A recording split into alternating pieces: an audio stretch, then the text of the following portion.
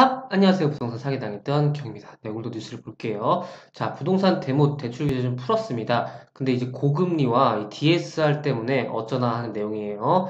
자, 15억 초과 주담대를 드디어 허용했다고 합니다. 이게 19년도 12월 16일로 제가 기억하는데요.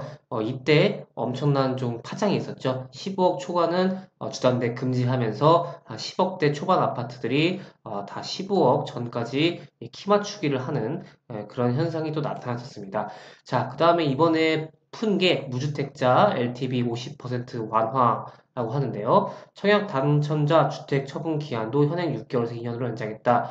허그 등 중도금 대출 보증도 9억에서 12억 이하로 확대했다고 합니다. 하지만 수도권 미분양 단지가 잇따라서 LTV 70% 상향해야 유효하다. 전문가 의견이 있습니다. 자, 정부가 대표적인 부동산 규제로 꼽히던 15억 원 초과 주택에 대한 주담대 금지 등을 완화하기로 한 것은 유례없는 속도로 이루어진 금리 인상과 파고가 부동산 시장을 휩쓸어버리지 않도록 하기 위한 조치로 풀이된다. 앞서 문재인 정부가 부동산 시장 호황기에 도입했던 규제들을 뜯어고치지 않는다면 프로젝트 파이낸싱 PF죠. 분양, 기축거래 등 부동산과 연결된 전후방 사업이 뿌리째 흔들릴 수 있다는 판단에서다. 자, 그래서 이번에 제일 좀 주목을 받은 부분은 부동산 대출 규제 완화라고 합니다. 우선 무주택자에 대한 LTV를 지역 및 주택가격 무관하게 50%로 완화한다. 현재는 무주택자와 1주택자의 비규제 지역에 있어서 LTV 70, 규제에서는 20에서 50% 적용되고 있다.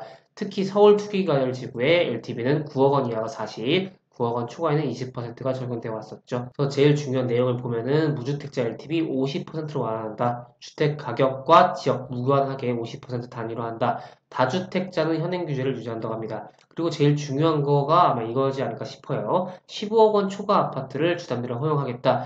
투기 관내 무주택 대상 그리고 1주택자는 기존 주택을 처분한 조건이어야 됩니다. LTV 50%를 적용하는데 내년 초 23년 초에 시행한다고 하네요.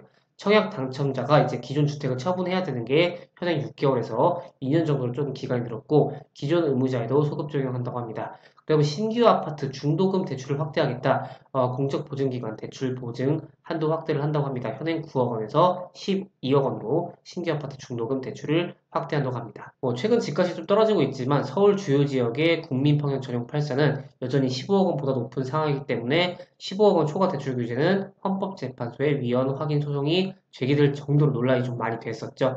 이날 발표안이 적용될 경우에는 부동산 관련 대출 규제는 개인별 소득에 따라 이 DSR과 LTV 50%만 남게 되는데 사실 이거는 이게 15억 원 초과를 허용을 했으면 아마 부자들만 더 집을 살 수 있는 확률이 높아질 것입니다. 왜냐면 이 DSR이 살아있는 한 소득이 적은 분들한테는 대출이 많이 안 나오거든요. 그래서 이 DSR을 아직까지 조금 피부에 와닿지 않게 모르시는 분들이 많을 텐데 이 DSR이 굉장히 무서운 겁니다. 물론 이게 당연히 적용이 돼야 되긴 합니다. 빚이 너무 많으면 안 되겠죠. 하지만 가난한 사람은 더 대출을 많이 못 받고 소득이 많은 사람은 그만큼 더 대출을 많이 받아서 더 높은, 더 비싼 집을 살 수 있는 그런 현상이 또 더 심해져가지고 양극화가 더 심해질 가능성이 높겠네요. 자, 뭐 어떤 교수는 15억 원 초과 주담대 금지 규제는 이게 재산권 침해 소지가 클 뿐만 아니라 중복 규제에 해당해서 응당 폐지해야 할 규제였다면서 LTV 상향 조정은 시장 경쟁률을 막기 위한 유효한 대안이지만 50%는 좀 미흡할 수 있죠. 60에서 70%가 좀 확대해야 거래가 정상화되면서 실질적인 효과를 기대할 수 있다고 설명을 했고,